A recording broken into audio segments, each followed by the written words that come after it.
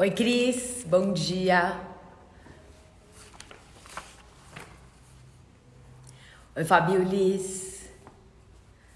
A Ana já entrou. Ai, que ótimo. Peraí.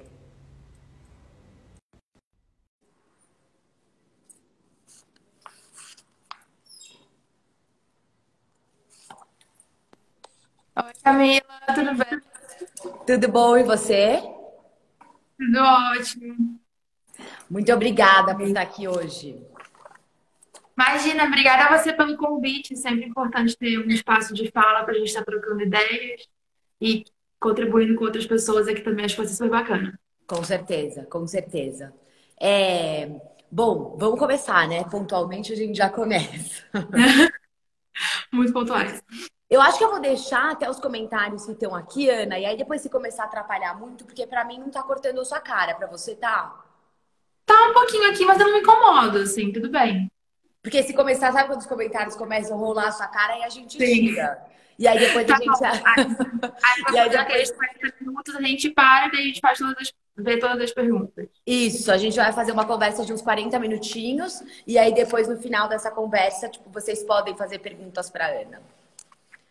Ó, tô vendo que tá cortando. Mas aí qualquer coisa a gente tira, Tá. Sem tá? problema. Bom, sejam bem-vindos. Meu nome é Camila, sou fundadora da Cura. É um prazer ter a Ana aqui, fundadora da Luffy. Hoje a gente vai falar um pouquinho sobre essa relação de arte e de moda, mas muito além disso, sobre a questão de arte e terapia, né? E arte e terapia também na moda, que é um conceito que a Ana traz muito dentro de todas as criações dela, da tese dela de mestrado, que é maravilhosa.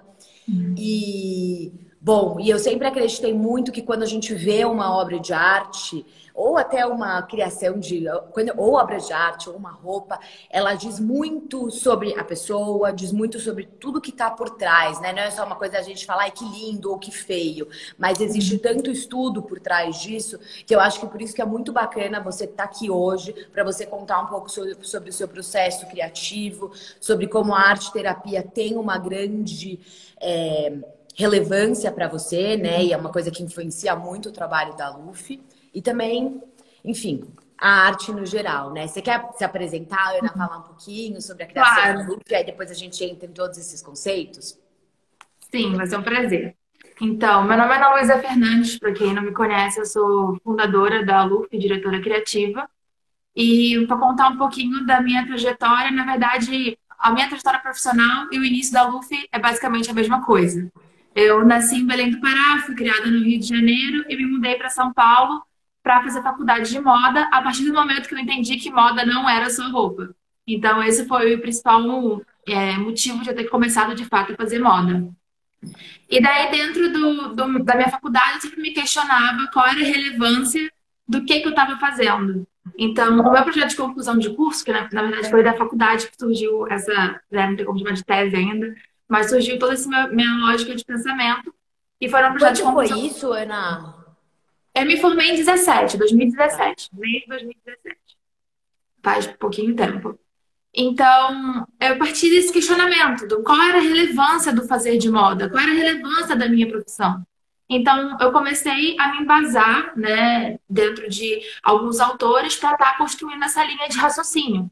Então, desde o Edgar Morin até passando pela arte-terapia, justificando a relevância do fazer, né, criativo, no caso da Mónica, que era o que eu estava querendo explicar, até o objeto final, criado dentro de uma forma de design, ou seja, sustentável, que é o que eu acredito, a Lunfa ela foi se criando nesses embasamentos. Então, no desejo criativo, na arte-terapia e na sustentabilidade. E teve um processo entre eu sair da faculdade, ter esse manifesto, ter esse conteúdo e entender que a Lunfa viraria uma marca e não era só um projeto meu.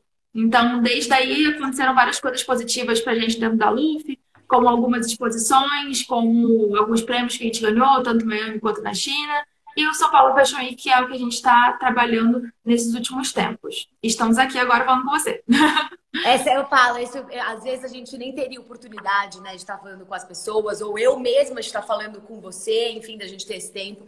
Por isso que eu acho que também a tecnologia tem as suas vantagens, né? Com certeza. Mas falando sobre a arte-terapia, né? Eu acredito que isso já vem há muitos, muitos anos. E o homem, desde o período paleolítico, ele sempre precisou, tipo, se expressar e desenhar para falar o que estava dentro dele, né? E depois isso foi, no futuro, ser estudado, né? O porquê, tipo, dessa vontade de desenhar ou de, tipo, pintar, de, sei lá, cantar, como expressão, tipo, do próprio inconsciente, né? De uma certa forma.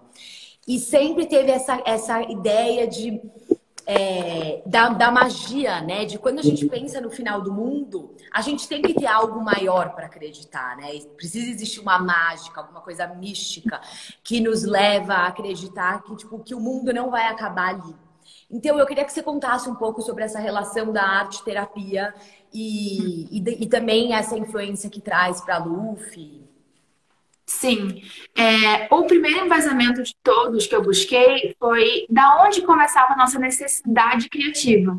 Então, isso me baseei no Edgar Morin, né? Tem um capítulo de um livro dele que é o Homo Deus, né? Homo sapiens Deus, enfim, que ele fala justamente sobre isso, que o homem e a arte eles nascem juntos. Então, Sim. foi o primeiro ponto em que eu compreendi que a minha necessidade criativa não era só minha, mas sim era algo eminente a todos nós. Então, vamos dizer, foi aí o primeiro passo para eu me livrar dessa culpa e desse estigma que a moda era algo supérfluo, e, enfim, era algo um pouco egoísta. Então, eu primeiro me baseei no Edgar Morin, nessa teoria dele, do Homo sapiens demis, e a arte ligada no processo de necessidade de expressão ao homem. E daí, buscando isso, eu fui compreendendo que a arte-terapia também era uma forma de expressão. Sim. Então, esses dois primeiros embasamentos foi onde a gente começou a nossa linha de raciocínio de relevância da criação. E eu acho que é isso que aproxima a arte da moda, a expressão criativa e o processo criativo, né? Então, quando você fala que o processo criativo através da arte e da arte-terapia, que foi onde eu peguei esse primeiro embasamento, ele é essencial para o bem-estar psicológico da pessoa, que é o que acredita a arte-terapia. Eu acho que a arte e a moda se põem no mesmo patamar, em relação ao processo criativo, a necessidade criativa e a forma de expressão, que os dois são uma forma de expressão. Sim. Até você fez um projeto, eu acho que com a Gabriela Garcia, né, com a artista que você estava me comentando, que também nós temos um projeto que chama Diálogos entre Arte e Moda dentro da Pinga.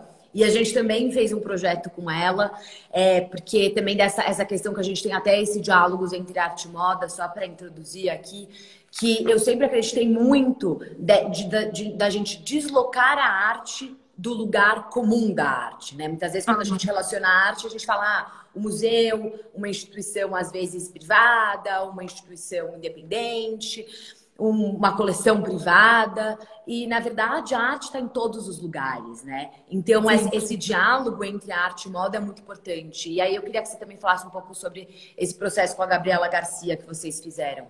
Foi incrível. Bem no início da Lufa a gente fez uma ocupação que levava, né, a pessoa que entrava nessa ocupação a questionar essas barreiras entre arte e moda. Porque foi assim, eu dei uma tela para a Gabi e uma peça de roupa feita de tela da Luffy. A tela, né, aquela sarja pesada, é um tecido que a gente começou a trabalhar com ele significa muito pra gente. Então, a Gabi teve um processo criativo dela, tanto numa tela, trabalhando uma peça de roupa grudada nessa tela. Esse quadro fica até no meu quarto hoje em dia. E a gente fez um vestido feito de tela, onde a Gabi ela teve o mesmo processo criativo. Tanto no vestido, que acaba sendo um objeto utilitário, né? Uma peça de vestir, tanto na tela, que é um objeto estático na parede. Então, toda a ocupação levava o espectador a questionar essas barreiras. Por que aquele objeto estático, contém os mesmos elementos que o outro objeto vestível, é mais relevante do que o objeto vestível em si? Já que o processo criativo foi o mesmo para ambos. Então, quando a gente se uniu e fez essa ocupação do Gabi, foi muito bacana para levar para esse ambiente da arte esse tipo de questionamento, de que o processo criativo e a expressão criativa era o mesmo para os dois. Então, qual é a diferença deles? Uma vez eu até ouvi uma coisa que eu achei super interessante, né? Que fala que a nossa roupa é a nossa primeira arquitetura, né? Que é a forma como que a gente se expressa para o mundo, assim. Mas eu acho lindo isso que você traz, porque realmente, né, às vezes as pessoas querem separar o que é arte, o que é moda, o que é música, o que é dança, e na verdade um é super, eles estão todos conectados, né? Acho que todos acabam sendo formas de expressão, né? Eu acho que esse é o principal motivo da arte, de você ter ali uma forma de expressão. Então, nessa alusão à tela, né, em branco, inclusive quando a gente finaliza a roupa, eu falo que na roupa a gente tem um processo criativo como forma de expressão não só para o criador, mas para o cliente também.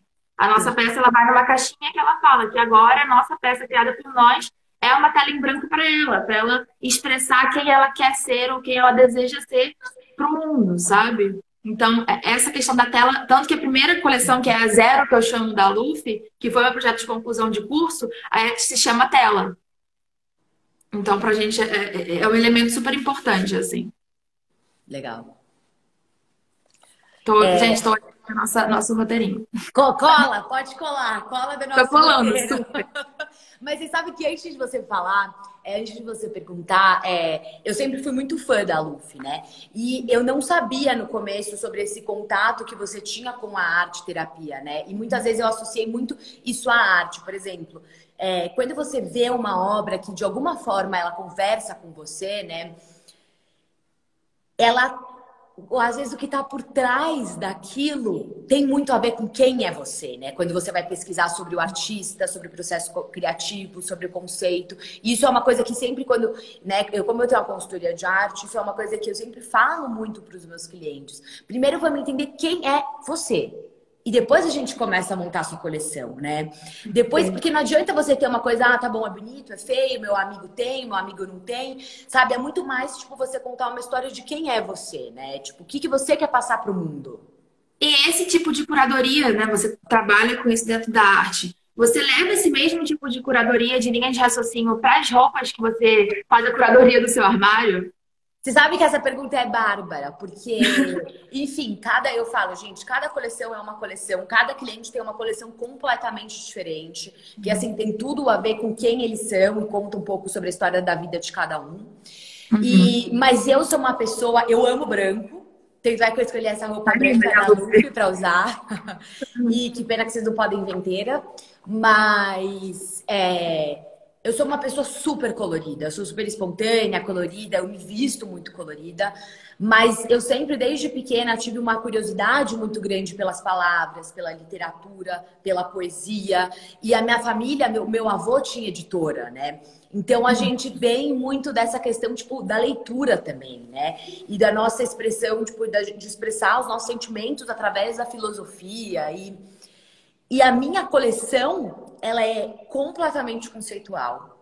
Ela é toda só de palavras e formas, que eu acho que tem. Até a gente pode ver uma obra minha aqui, que não dá para ver direito, mas da Lídia Okumura, que sempre é explorando essa relação com o espaço, como o corpo ocupa o espaço, como a forma ocupa o espaço, com palavras. Eu acho que também isso tem muito a ver com a questão de... Eu sou arquiteta de formação, então, eu acho que também tem muito a ver com a minha formação. Mas é engraçado porque a forma que eu faço o meu armário é completamente diferente da forma como eu coleciono e da forma como que é feita a minha coleção. Mas enfim, podem ser, nós somos múltiplos, né? Nós temos diferentes também gostos, enfim, eu acho que E por que você acha que se dá essa diferença? Tipo, da forma que você faz a sua seleção de obras e a forma que você se veste. Será que é a proximidade com o corpo, sabe? Eu fico sempre questionando muito essa diferença. Porque, por mais que o processo criativo esteja no mesmo patamar, vamos dizer assim, sim, a roupa ela tem essa relação diferente, que ela precisa vestir um corpo, né? com Então, certeza. você acha que esse ponto que é o que difere a sua seleção entre a obra estática e a obra que veste o corpo? Eu acho sim, eu acho que é como aquilo que eu falei, sabe, da arquitetura ser a nossa primeira forma de expressão, a roupa ser a nossa primeira Uhum. arquitetura e talvez a forma até como que a gente se comunica com o outro e como é o primeiro impacto que a gente gera, né, nas pessoas que, enfim, que a gente conversa, que Sim. estão vendo a gente. Então eu acho que talvez seja mais essa coisa da personalidade da pessoa, sabe? E da forma como a pessoa se expressa para o mundo, né? E talvez esse lado do colecionismo seja também uma forma minha, tipo, mais introspectiva de como eu gostaria que o mundo fosse, do meu desejo de mundo, de construção de mundo. Tanto que nessa história de eu sempre precisar ter um embasamento para aquilo que eu estava falando, quando a gente construiu a nossa linha de raciocínio, que é toda embasada na parte de psicologia, para fazer essa Sim. relação entre arte e moda, no final a gente fala sobre isso, né? Que a construção da imagem do corpo. O quão essencial para nossa psique é essa construção da imagem do nosso corpo, porque o corpo físico é o filtro de quem você é por dentro para quem você quer ser para o outro, para fora. E a roupa, ela está eminentemente ligada a essa construção da imagem do corpo, né? É algo muito próximo. E falando até sobre Freud, sobre Jung, sobre o desejo, como esse desejo se manifesta no nosso inconsciente? Eu queria que você falasse um pouquinho sobre isso, porque, enfim, gente, quem tiver a oportunidade, eu acho que tem no site da Luffy a tese que a Ana fez de conclusão de curso, e é super, super interessante, super profunda, e aí a gente consegue realmente ver a profundidade que você traz para dentro da sua marca. Eu acho que não é por acaso que também as pessoas se interessam, que ela tem um diferencial. Então, se você pudesse dar uma aula pra gente, breve. Imagina. Antes foi a minha conclusão de curso e hoje a gente chama de Manifesto Aluf. Tá no nosso site, quem quiser, tá lá aberto para qualquer pessoa ler. E, enfim, a gente construiu esse nosso argumento, a gente veio do Homo sapiens Demens, do Edgar Morin, e daí eu fui entender de onde vinha o desejo, né? O desejo ele é uma manifestação do inconsciente, assim como os sonhos. Então, esse território da psique, do inconsciente, é algo que me interessa muito, porque é a partir dali que a gente precisa extrair as informações que estão ali e tomar consciência disso. E é aí que a gente entende a relevância, né, da expressão para o bem-estar psicológico. Então, quando a gente faz a terapia, né, a terapia falada, é nesse sentido, né, de você estar extraindo coisas que estão no inconsciente e poder tomar conhecimento daquilo. E ela poder Então, tomar forma, né? De uma forma ela se concretizar, né? Vira um mundo. exato, a mesma coisa quando você está com alguma coisa dentro de você, você começa a trocar uma ideia com alguém e você vai se realizando sobre aquilo. Então, quando Freud e Jung começaram a questionar a questão da expressão do inconsciente, a gente leva isso para não só a parte da fala, né, da terapia que a gente conhece hoje falada, mas para a expressão, seja ela pictórica ou escultórica, enfim, sobre vestuário. Então, a expressão desse inconsciente através de outros métodos além do falado, entendeu? Então, a E finalidade da da expressão do inconsciente. sensibilidade também, né? Do toque. Depois a gente, lá mais pro finalzinho, a gente vai falar um pouquinho também Sim. sobre essa questão da Lígia Clark, como que ela abordava isso. Até eu queria que você falasse um pouco sobre, tipo, a sua relação com a arte-terapia. Como que nasceu essa vontade, esse desejo de trazer a arte-terapia para suas coleções, para sua pesquisa? Qual que foi a sua influência, né? Se você tem alguma formação nisso, mas eu sei que tem muito estudo. Então, Sim. Formação, no fim das contas, eu tenho 25 anos, eu cheguei a me formar só na faculdade, mas todo o meu estudo, ele é voltado para essa parte da arte-terapia e da psicologia. Então, a partir do momento que eu entendi que a manifestação do inconsciente era o preceito principal da terapia, então eu trouxe isso para o universo da moda. E isso eu conheci através da arte-terapia. A arte-terapia é uma terapia ocupacional que usa métodos de expressão artísticas para buscar um bem-estar psicológico. Então, é através do bem-estar psicológico que eu justifico a relevância da criatividade na moda. Então, a gente não cria só porque a gente tem vontade de fazer mais uma blusa, mas a gente cria por uma necessidade que é iminente a todos, como diria o Edgar Morin, e a arte-terapia justifica essa criação para um bem-estar psicológico. Então, quando a gente fala sobre a arte-terapia, o principal é a Anísia da Silveira, que é a minha musa inspiradora, que eu falo sobre ela. maravilhosa. Maravilhosa. Por quê? Ela Tem um comprovou. filme dela, gente, no Netflix. Eu não sei. É no Netflix, né? É no Netflix. É Nise, O Coração da Loucura. Vale muito a pena assistir para quem ainda não assistiu, que eu acho que dá para dar uma bela de uma resumida também em tudo que a gente vai conversar aqui. Perfeito. Então, por que que a Nise é tão importante? Embora tenham existido outras pessoas, como o Osório César, que já falava sobre arte-terapia aqui no Brasil, inclusive ele foi um dos esposos da Tarsila, então ele já tinha essa ligação da arte dentro da psicologia, já estava dentro desse universo, ele já introduziu isso aqui no Brasil, mas a Nise ela é principal porque ela comprovou a eficácia da arte-terapia. Também é uma coisa que não adianta a gente jogar palavras ao vento. Então, por isso que a Nise foi tão firme dentro do trabalho dela. Ela saiu da Bahia, ela foi a primeira mulher formada em medicina na Bahia. Eu admiro muito ela, enfim. E depois, na década de 40, ela veio para o Rio de Janeiro e foi trabalhar no Hospital Psiquiátrico Pedro II. Lá, por ela não estar de acordo com os tratamentos em vigência na época, que era Eles davam lobotomia, choque, né, nos pacientes. exatamente. Para tratar os Ela foi pacientes. contra tudo isso. Então, ela foi rechaçada, vamos dizer assim, para a parte de terapia ocupacional, que antes não tinha tanto estudo, tanto processo.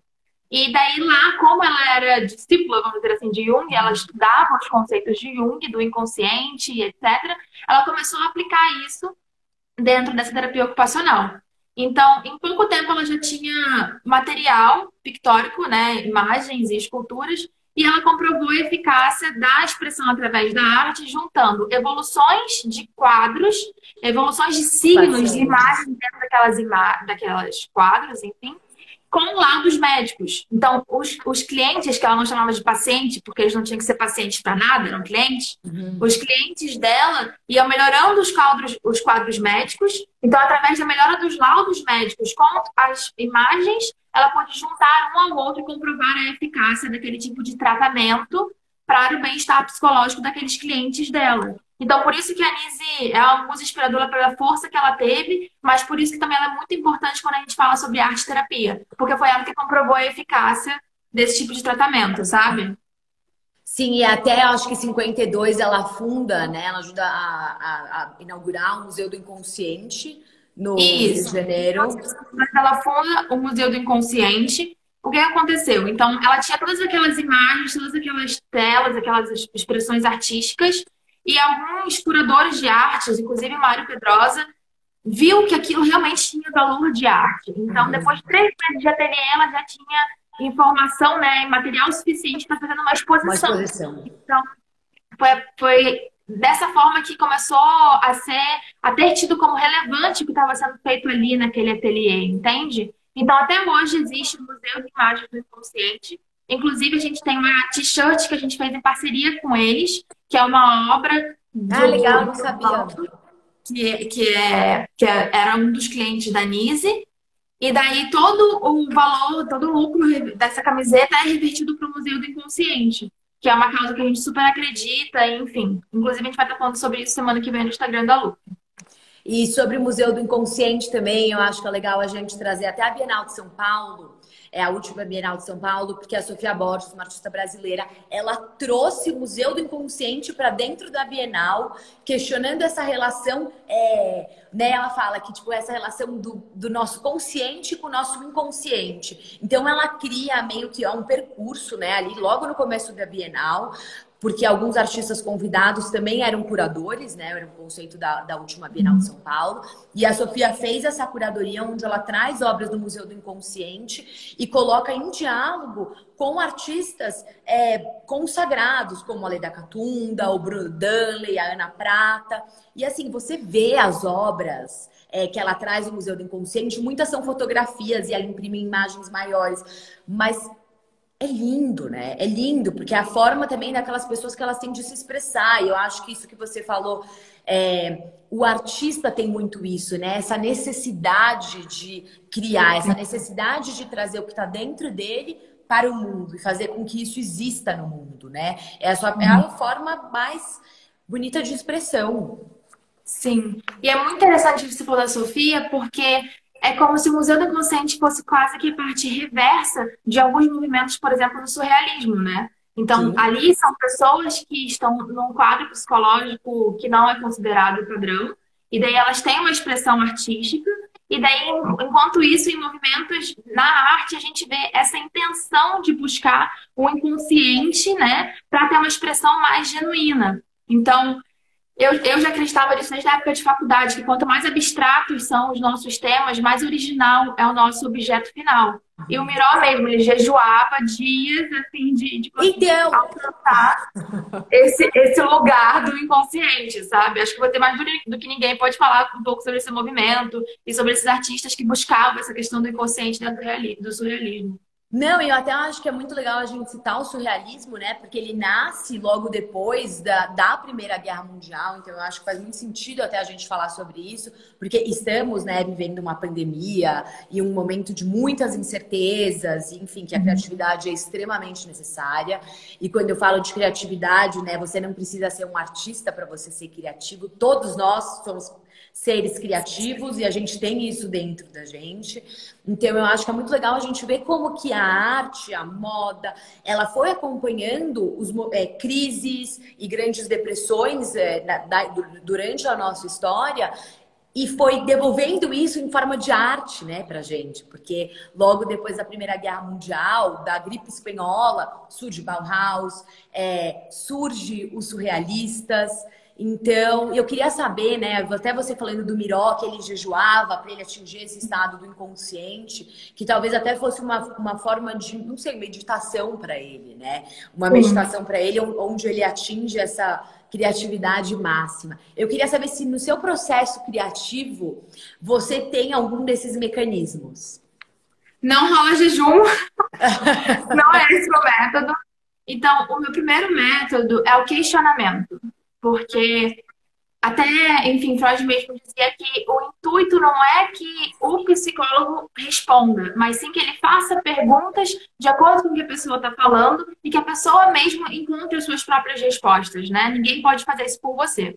Então, eu acredito que eu me questionando o que eu quero falar, o que eu estou sentindo nesse momento, porque a partir do questionamento, eu acredito que eu estou entrando não só no inconsciente, mas no inconsciente coletivo, que é onde Jung falava que todos nós nos encontramos, né? Que embora sejamos seres separados, no inconsciente coletivo todos nós estamos ali juntos. Então, quanto mais eu me questiono o que de fato eu quero falar, o que eu estou questionando, qual que é a missão, qual que eu quero falar, o que eu quero dizer agora, eu acho que eu estou falando algo não só pertinente a mim mesma, mas pertinente a um certo grupo de pessoas, sabe?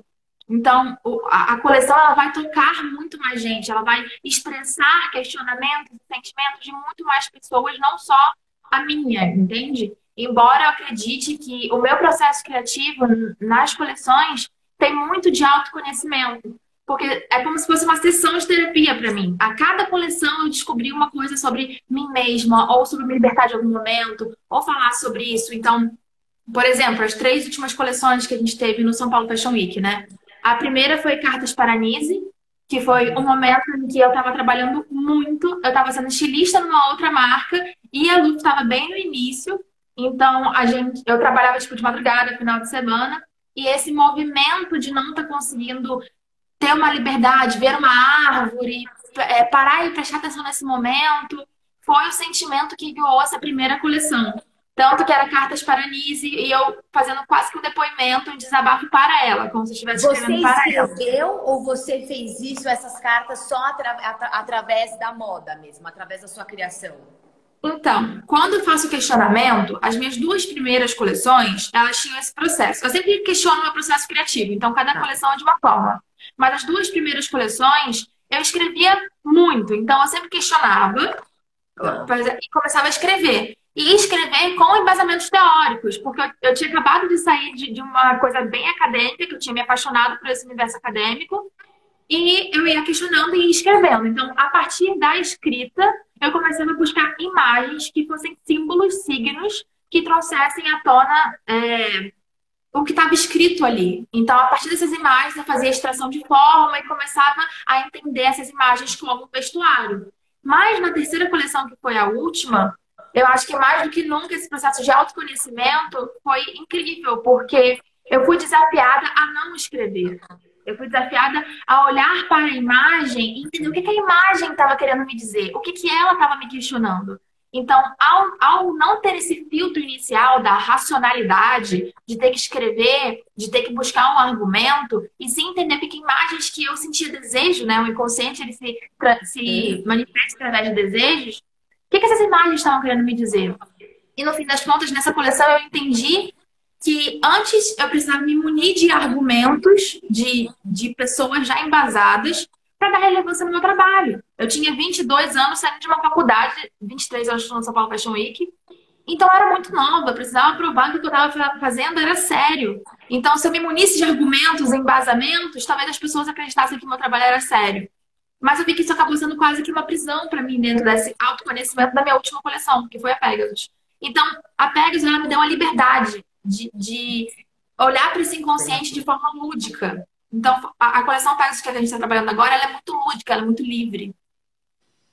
Falei e muito. como que até... Não, maravilhoso. E eu queria que você até comentasse um pouco, Ana, como que você enxerga que é essa barreira quando a gente fala sobre a criação na arte e a criação na moda. Como que você vê isso, né? E eu até acho que é legal também essa questão do embasamento e desse conteúdo profundo, que hoje em dia a gente vê tanto conteúdo por aí, né? E às vezes os conteúdos são muito rasos. Então, como é importante a gente ter profundidade em tudo aquilo que a gente faz. E eu acredito que é isso que diferencia um artista, um estilista, um músico, um dançarino. Uhum. Eu acredito que quando a gente passa a diferenciar, né, a moda da arte, a gente tem aqui o processo criativo, onde eles estão juntos, e a gente começa a diferenciar eles a partir do momento que eles se tornam matéria. Porque é isso que a gente estava falando da funcionalidade. Eu acho que o que distingue a relevância, vamos dizer assim, da moda e da arte é a necessidade do vestuário. É a funcionalidade dele ter que vestir um corpo. É quase que cotidiano, quase não, é cotidiano a sua necessidade de se vestir. Então, isso acaba banalizando um pouco a criação da parte da moda, né? Você não Como tem se um fosse quadro. uma coisa muito mais efêmera. Exatamente, essa questão da efemeridade, porque você não compra um quadro só porque você precisa de um quadro para ficar em casa, um quadro básico. Você não compra uma obra de arte nesse intuito. Mas a roupa você tem a necessidade de se vestir. Então, eu acho que existem vários momentos da moda. A moda ela tem um momento dela de design, onde ela precisa ser funcional, onde ela precisa ser uma solução para a sociedade. É aí que eu acredito na sustentabilidade. Ela tem um momento de desejo e necessidade de vestir esse corpo. E ela tem um momento como expressão, que é onde ela se aproxima da arte. Então, eu acho que nesse momento em que a roupa ela vai pela utilidade do vestuário, é quando ela se separa da arte. É quando ela vira business, não que não exista business na arte também, mas é quando ela vira uma necessidade, uma outra estrutura, sabe? E daí ela se distancia da arte. Ela não tá contando nada, né, de uma certa forma. É só, tipo, para vestir um corpo e vai muito além disso, né? Em relação a esse momento de reflexão que a gente está passando hoje, você acredita que as pessoas vão estar mais antenadas, vão estar mais ligadas, mais preocupadas com o processo criativo através das roupas e isso vai aproximar o status, vamos dizer assim, da moda para o status da arte? Você acha que vai rolar esse questionamento hoje em dia? Eu acho que assim, vai mudar muito como eu acredito, né? O Camila acredito que vai mudar muito como as pessoas se relacionam, primeiro de tudo. Sabe, eu acho que eu até vejo isso no mercado da arte, que cada vez mais as pessoas precisam pensar no coletivo, precisam estar juntas. Eu sempre falei muito isso, eu acho que assim, a gente não chega em lugar nenhum sozinho, né? Com certeza. E eu acredito que, assim, até para nós estarmos em casa, a gente está vendo a importância de ler um livro da cultura no geral, né? Então, eu acredito sim que a mão de obra, o trabalho artístico vai ser muito mais valorizado, porque a gente entende qual é a necessidade real que a gente precisa dessas mentes brilhantes e pensantes no nosso dia a dia. E como, tipo, e até como evolução do seu próprio eu, né? Como um trabalho de autoconhecimento também. E a Lígia Clark até trazia muito isso, né, no trabalho dela, que ela falava dessa construção do selfie. Quando fala selfie, não é o selfie que a gente imagina, né? Até o Paulo Sérgio Duarte fala em um dos vídeos que ele está comentando sobre o trabalho da Lígia Clark, que é você tentar entender a mente e o corpo. Eu acredito que cada vez mais as pessoas vão buscar essa sinergia e essa relação, tipo assim, não, calma, esse questionamento que você fala até que você traz nas suas coleções. Acho que é até um questionamento do modo como a gente vive, do modo como a gente interage, do modo como que a gente interpreta as coisas que são dadas, né, pra gente no dia a dia. Então, sim, eu acredito que... Eu acho que já existe, né, um movimento muito grande, tipo, desse reconhecimento da arte como moda, né? Muito, enfim... Acho que quando a gente questiona a relevância do fazer de moda, né? Quando a gente acho que o grande erro, talvez, seja a gente entender a moda pelo seu objeto final, que é a roupa, utilitária. Então, a relevância da moda é todo o processo, toda a linha de raciocínio que tem por trás. E eu acho que hoje, mais do que nunca, as pessoas estão questionando qual é a relevância disso. Ou é algo supérfluo, é algo útil. Então, se as pessoas estão questionando essa relevância, entendo eu que elas também vão estar olhando todo o processo do porquê aquilo está sendo feito. Então, cada vez mais, eu também acredito nisso, assim como você, que as pessoas vão estar se importando mais com o processo, com o significado das coisas. Eu acho que até é uma coisa tipo um awareness, né? Desse inconsciente coletivo, né? Da gente realmente enxergar o que é importante, as coisas, né, que fazem sentido para a vida de cada um, que, enfim, com certeza são diferentes. Até a Ellie tá falando que a moda já é a arte quando falamos de alta costura. Ali não tem uma necessidade de vestir, mas de mostrar uma ideia. Com certeza, e até se a gente volta na década de 20, com o Ballet Russe, com o Diaghilev, onde o Picasso, o Matisse, eles participavam até dos cenários desses balés e faziam também as roupas, então, né, isso não é novidade, né? Exatamente, a gente só precisa relembrar isso, né? E Ana, e você como empreendedora, eu vejo muito assim os jovens artistas, os artistas muitas vezes que também não têm uma galeria, como está sendo o processo de criação deles nesse momento, porque sim, Sônia Delaunay também, junto com o marido dela, enfim, são maravilhosos. Eu queria saber de você mesmo, como que é ser uma marca jovem que está no mercado e como que está sendo o seu processo de criação, porque muitos artistas estão produzindo, muitos outros artistas estão super introspectivos e não estão produzindo. Como que está sendo o seu processo criativo e a sua resposta a esse momento, assim, até como da empresa? Eu acho que mais do que nunca o que está acontecendo agora comigo, pelo menos, comprova a questão da necessidade criativa e que isso pode acontecer em diferentes objetos. Porque, como eu não estou mais desenvolvendo o vestuário, a coleção, como eu fiquei isolada, eu comecei a pegar minha parte criativa, minha parte de expressão para outras ideias dentro da empresa. Então, tanto para um movimento como a Lufse, que foi de juntar as pessoas, de juntar as nossas... sobre o Lufse, eu não sei se todo mundo sabe. O Lufse é o nosso plano de assinatura, porque a nossa ideia era, eu quero juntar pessoas mais perto da Lufse, eu quero perguntar o que elas querem, o que elas estão pensando, o que você acha dessa ideia? E achei que precisava ter, tipo, um focus group dessas pessoas que fossem mais próximas da gente, até para ter uma experiência mais completa e etc. E daí a gente resolveu que isso seria bacana ser feito através de um plano de assinatura. Que assim a gente teria essa seleção de 30 pessoas que seriam mais perto da Aluf e a gente poderia dar benefícios para ela por conta disso. Então a troca de ideias com essas pessoas, embora no momento que a gente esteja tão afastado, eu nunca estive tão próximo das clientes da Aluf, sabe? Com essas 30 pessoas eu troco e-mails, elas têm questionário, eu respondo, eu falo. Então, a gente está distante fisicamente, mas eu acho que a gente nunca teve tanta necessidade de interagir e trocar ideia, conectar com o próximo. Então, teve esse ponto criativo. E daí, o Aluf Casa, que acho que comprova mais do que nunca isso, porque eu estava podendo criar a roupa e etc. E daí eu confeccionei, ótimo. Eu modelei alguns objetos em vidro, né, na técnica de vidro soprado, vidro quente, e a gente fez o Aluf Casa, que a gente lançou agora. Então, o conceito, a ideia da Aluf, tudo que a Aluf significa, ela não está só na roupa, ela está em tudo. Então, a gente, desde o meio do ano passado, a gente tinha se posicionado internamente como uma plataforma de criação de meios de expressão. A expressão é o essencial para a gente dentro da Aluf. Então, seja através de roupas, objetos de casa, através de novas ideias de como interagir com as pessoas na comunicação. Então, esse sempre vai ser o nosso foco. E eu acho que esse momento de reflexão e de isolamento tem sido positivo para eu conseguir focar nessas outras áreas e mostrar mais do que nunca que o objeto final não é o principal. O principal é o porquê que eu estou fazendo isso. O como existem de várias formas, né?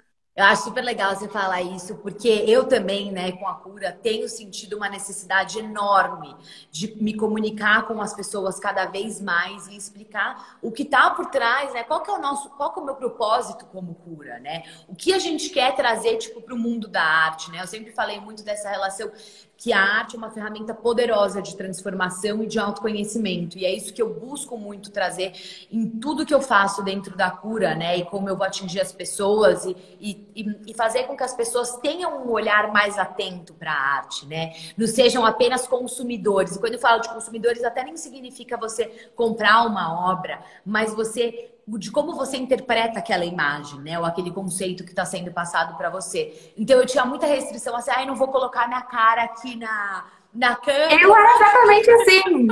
Eu não tenho que aparecer, as pessoas têm que entender a Luffy como um fim por si mesmo e que todos que compõem a Luffy têm que ser igual, não precisa ficar aparecendo. E eu acho que mais do que nunca a gente ficou afetiva, né? As pessoas querem muito mais, eu acho que essa coisa do humano, né? E quem tá por trás disso tudo, né? Eu sempre falo pro meu time da cura, eu falo, gente, meninas, é super que nós somos uma equipe só de mulheres, né? Coincidentemente, nunca foi minha intenção, mas só de mulheres.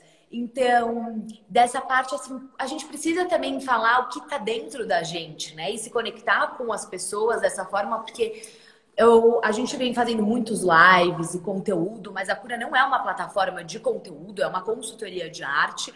Mas o conteúdo é muito importante para a formação do público e para um autoconhecimento e para um aprofundamento, né? Então, essa questão de você colocar a sua cara aqui, de você estar presente com as pessoas, de ter esse contato mais humano, por mais que a gente esteja longe fisicamente, é muito importante. Eu acho que esse vai ser um dos resultados desse momento de isolamento, né? As pessoas ficarem mais humanas, e pelo menos eu acredito nisso. Com certeza. O Clóvis Vamos até. Oi? Deu os 40 minutos. Vamos abrir para pergunta? Vamos, tá aberto para pergunta, gente. Até Quer o Clóvis, comentar do Clóvis, você ia falar?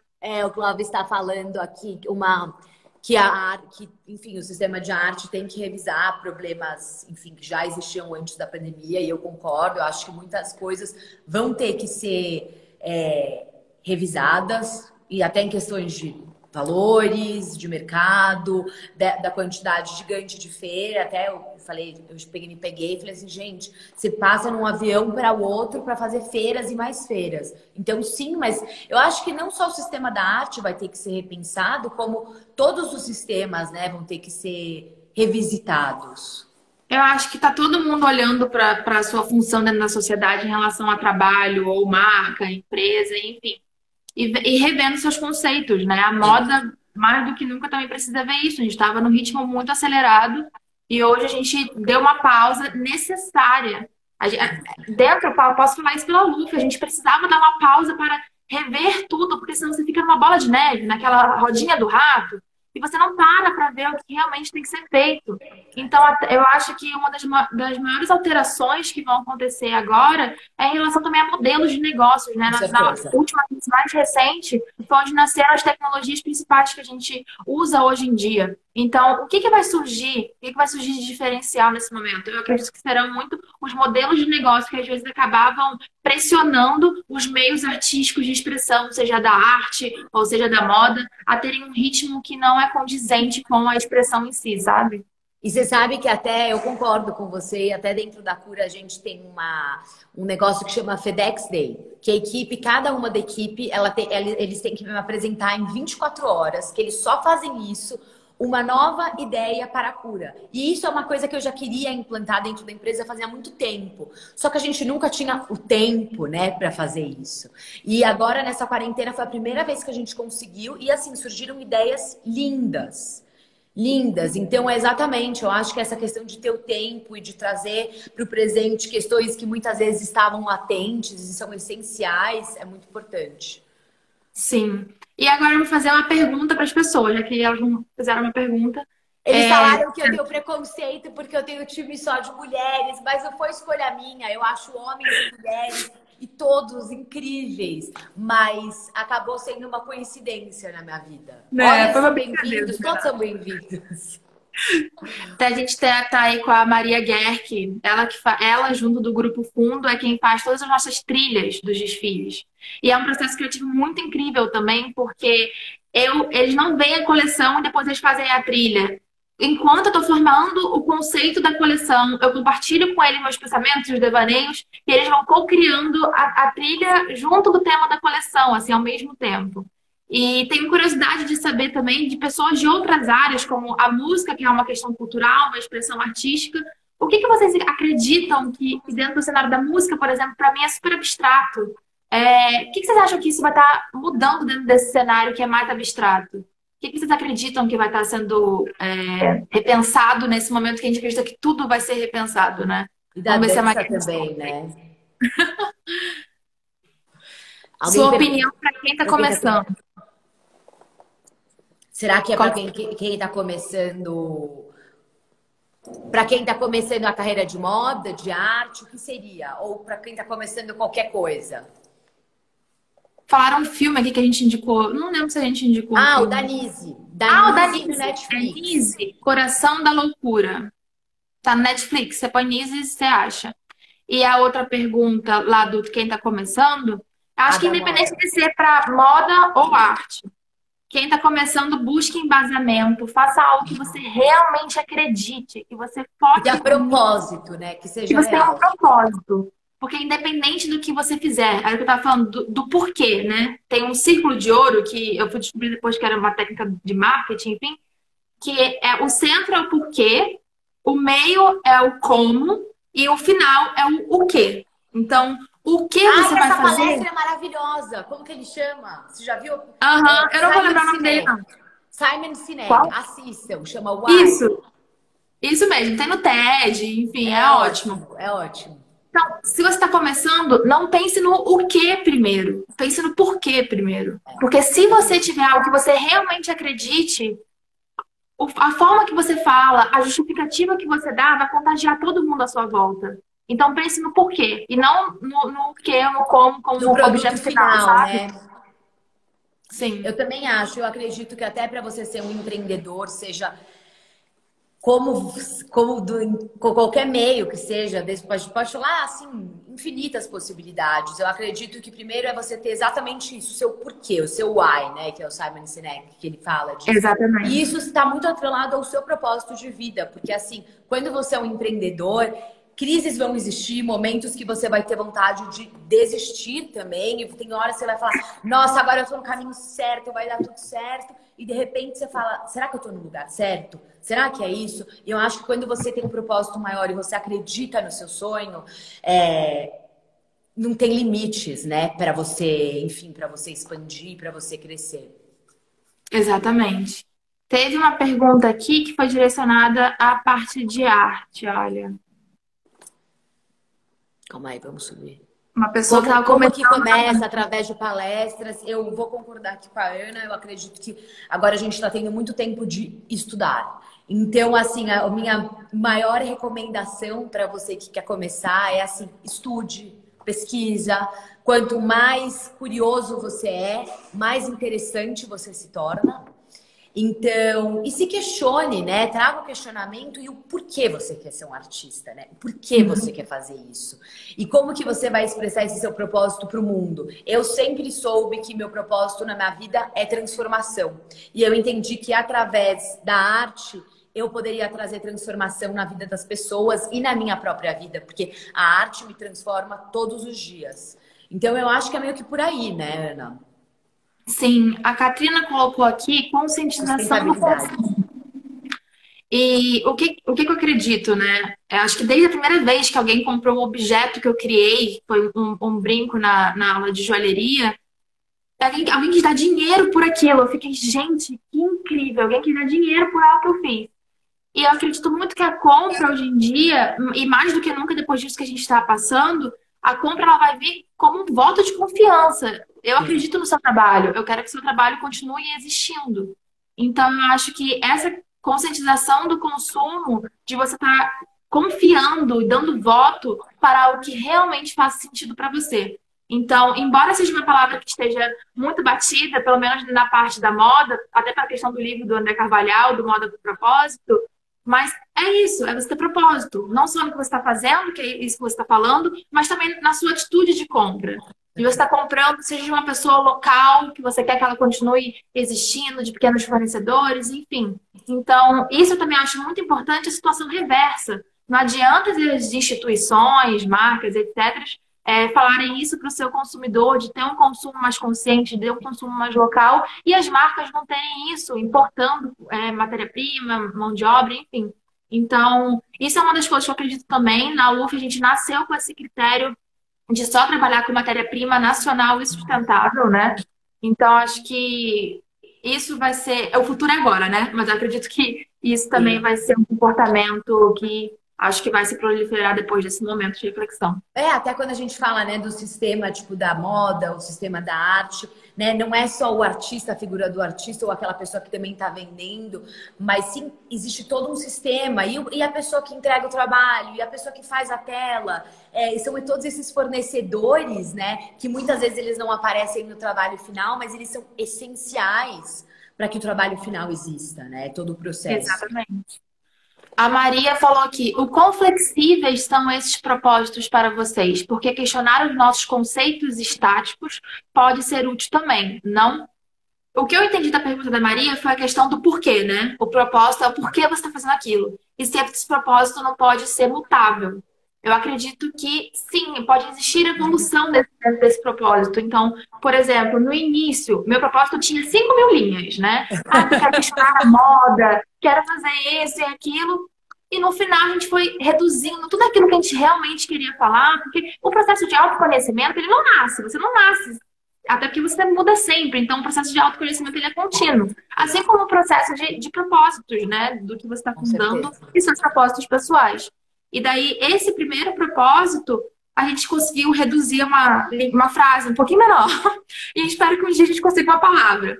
Que era essa questão de queremos ter uma plataforma de expressão. Então, eu acho que sim, esses propósitos eles são flexíveis, não no sentido de é algo que eu não acreditava, agora passei a acreditar, enfim, embora isso A também sua aconteça. essência, né? A nossa essência, ela é a nossa essência também. Não é que você vai acreditar numa coisa completamente oposta àquilo que também você acreditava antes, né? Acho que é uma Exatamente. evolução, né, do pensamento.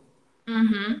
E eu acho que o diálogo entre as pessoas, ele estimula isso. Às vezes você está muito certo de algo que você acredita, e daí você começa, mais do que, inclusive a coleção Reflexos fala sobre isso, de você conseguir dialogar com as pessoas que têm opiniões completamente contrárias à sua. Então, Uhum. por exemplo, na coleção Reflexos, a gente estava vivendo, a gente ainda vive, né? Um momento de polarização de opiniões.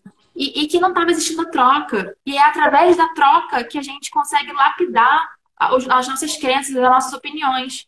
E eu fazia também um paralelo em relação ao inconsciente coletivo de Jung. Como que a gente pode colocar em propósitos tão opostos se no fim das contas todos nós estamos juntos no mesmo lugar, sabe? Então, acho que a troca é algo A essencial. troca é essencial. Eu também acredito nisso. E todas as vezes que eu mais aprendi, além, né, de estudando e tal, mas foi através da troca. Muitas vezes, quando a gente se depara com o diferente, a gente tem a tendência a se afastar do diferente, né? Mas aí eu acho que até, falando um pouquinho sobre o que a Maria tinha te perguntado, quando você se depara com o diferente, é aí que você tem que entender o diferente, né? O que é esse diferente? Por que me causa tanto incômodo? E eu acho que esse que é o processo de evolução.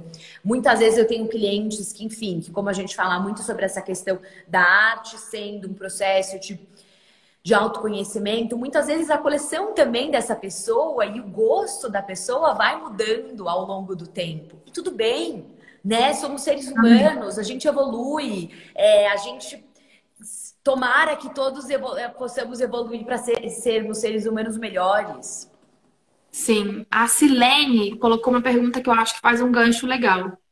Vocês duas acreditam que o artista e o criador de moda têm que imprimir um estilo ou vale ousar e estar se reinventando? Eu acho que é a mesma linha, assim, do ousar no sentido de você fazer algo que você acredita, assim como a Lizzie, né? Não importa se todo mundo ali tá falando que o que você acha que é errado tá certo. Não, porque Então, no começo ouse todo sendo o mundo que você dentro acredita. dali, para ela, foi contra ela, né? Não os pacientes, mas os médicos falavam, gente, essa mulher, que ela tá, como que através da arte ela vai trazer a cura? Ainda mais ela sendo uma mulher na década de 40, no meio de um monte de médico, enfim. Então, acho que ela foi irreverente, né? Ela soube ousar, né? Que ela tá falando, vale a pena ousar. Ela soube ousar e acreditar naquilo e seguir até o final. Então, acredito que vale sempre você ousar, se for nesse sentido de fazer o que você acredita, não importa se estão te aplaudindo ou não, e se reinventar sempre, que também era o que a gente estava falando, né? Que são os seres que estão sempre em mutação. Sim. E acho, inclusive, muito importante para gente que tem uma plataforma de comunicação com as pessoas, seja através dos nossos negócios, da nossa marca, Sim. a gente assumir, eu não sei, a gente não sabe a verdade de tudo. A gente tá E a sempre gente também nunca nem vai a gente tá saber, né, tentando. Ana?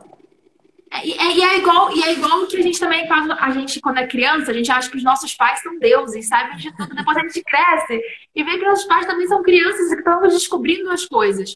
Então, eu acho que assim é com tudo. Eu acho que quanto mais, voltando à questão do diálogo também, quanto mais aberta a gente for para entender essas situações, não é sobre apontar o dedo, né? Quando você aponta um dedo, tem mais quatro apontando para você. Não é sobre apontar o dedo, mas você sobre aprender a dialogar e entender que o outro também está tentando, assim como você, sabe?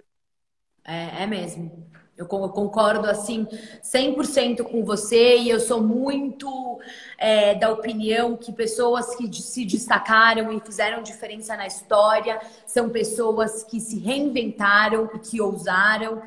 A gente pode até citar, por exemplo, o John Cage aqui, que fez aquela Sinfonia dos 4 minutos e 33, que todo mundo esperava que você fosse ouvir música e tal, e na verdade era uma sinfonia em silêncio e que você ouvia o som da plateia. Então imagina que ousadia dele naquela época, ele trazer esse conceito, né, dessa tela em branco também, que é o que você fala muito, e que foi muito inspirado nos trabalhos do Rauschenberg, da série Branca.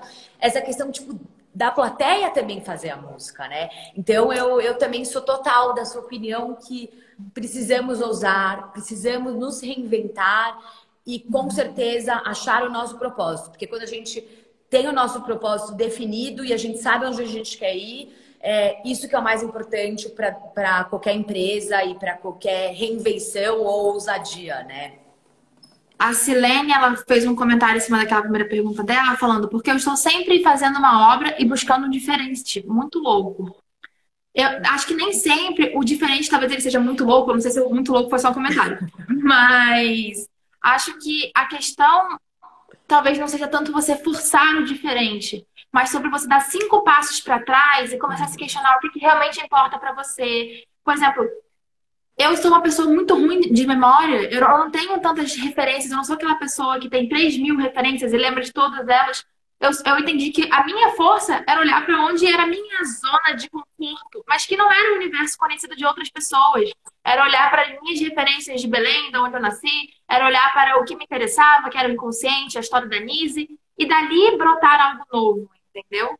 Então, talvez forçar o diferente não seja o melhor caminho, porque você se cobra tanto que você não consegue ter Você não liberdade sai de do chegar lá. lugar, né? Exatamente. Então, talvez o diferente venha de quando você olhar para algo que para você verdadeiramente é comum e que não é para os outros. Acho que é Acho esse que isso foi diferente autêntico, né? exatamente. Olha, a gente tem mais 2 minutinhos. Será que dá para responder? Senão o Instagram fecha a gente nem dá tchau. Eu acho que é melhor a gente começar, porque esse Instagram, às vezes, ele fica louco, às vezes ele corta. Outro dia eu tava fazendo uma live e ele cortou, tipo, acabou tudo. Então, acho que a gente pode se despedir. Agradecer a todo mundo que participou. Muito obrigada por participar. Também, Ana, eu espero que a gente possa estar juntas logo, presencial, ao vivo e a cores, e podendo trocar muitas ideias também com todos vocês que estão aqui. Agradecer a todo mundo que fez pergunta, que estava aqui acompanhando a nossa conversa até o final. E a você pelo espaço de fala, por estar me dando essa oportunidade de trocar ideias em um momento que isso é tão necessário. Sim. E Tá a minha bom? mãe sempre fala, né? O maior presente que a gente pode dar para o outro é nosso tempo. Então, obrigada pelo tempo de vocês. Tchau, pessoal. Tchau, Camila. Beijo, Obrigada. obrigada. Beijo. Tchau, tchau.